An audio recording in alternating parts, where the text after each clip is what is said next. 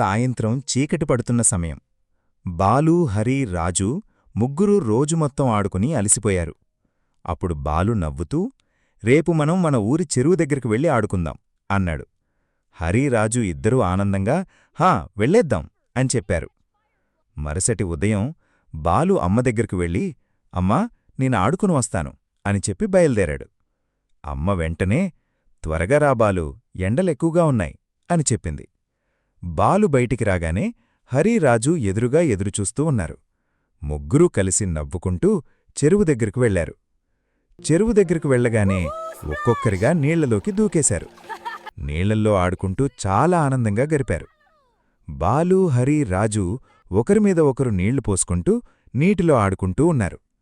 అంతలో బాలు పక్కనే ఉండే ఒక ఆమె నీళ్లకోసం బిందెతో అక్కడికి వచ్చింది.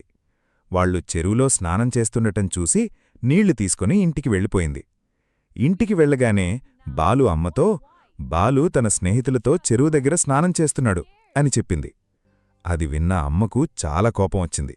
బాలు ఎప్పుడు వస్తాడా అని ఎదురుచూస్తూ కూర్చుంది. కొంతసేపటికి స్నానం ముగించుకొని బాలు, హరి, రాజు ముగ్గురూ నెమ్మదిగా నడుచుకుంటూ నవ్వుకుంటూ తమ తమ ఇళ్లకు వెళ్లారు.